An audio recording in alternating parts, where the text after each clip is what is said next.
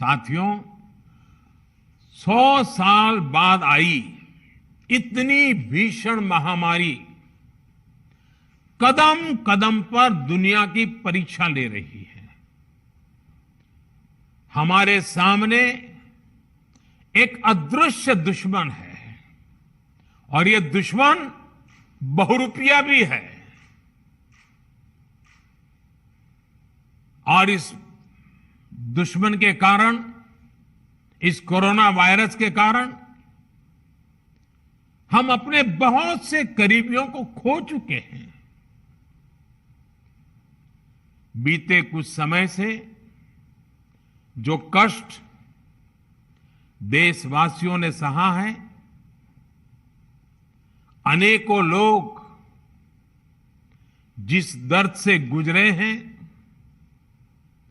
तकलीफ से गुजरे हैं, वो मैं भी उतना ही महसूस कर रहा हूं। देश का प्रधान सेवक होने के नाते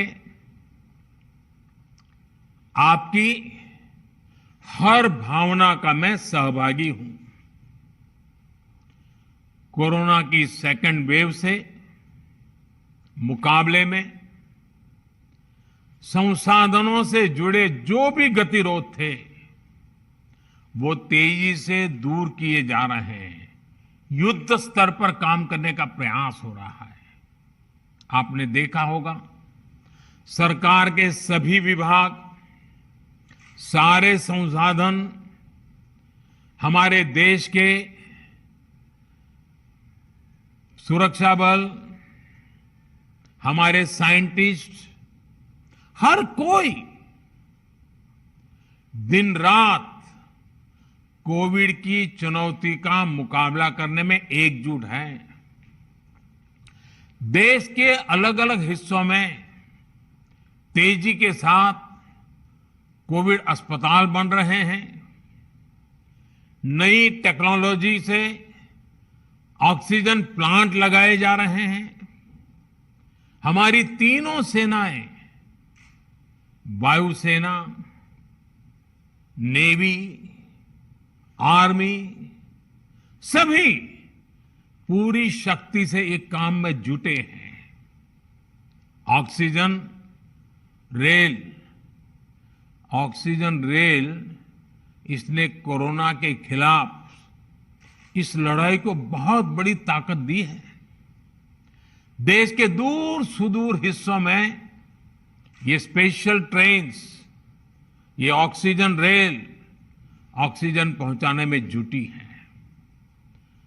ऑक्सीजन टैंकर्स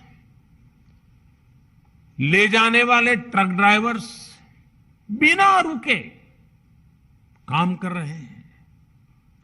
देश के डॉक्टर्स हो, नर्सिंग स्टाफ हो, सफाई कर्मचारी हो, एम्बुलेंस के ड्राइवर्स हो, लैब में काम करने वाले सज्जन हो, सैंपल कलेक्ट करने वाले लोग हो, एक एक जीवन को बचाने के लिए 24 घंटे जुटे हुए हैं। आज देश में जरूरी दवाइयों की आपूर्ति बढ़ाने पर युद्ध स्तर पर काम किया जा रहा है। सरकार और देश के फार्मा सेक्टर ने पिछले कुछ दिनों में जरूरी दवाइयों का उत्पादन कई गुना बढ़ाया है। बाहर से भी दवाइयां मंगवाई जा रही हैं। इस संकट के समय में दवाइयां और जरूरी वस्तुओं की जमाखोरी और कालाबाजारी में भी कुछ लोग अपने निहित स्वार्थ के कारण लगे हुए हैं। मैं राज्य सरकारों से आग्रह करूंगा कि ऐसे लोगों पर कठोर से कठोर कार्रवाई की जाए। ये मानवता के खिलाफ का कृत्य है। भारत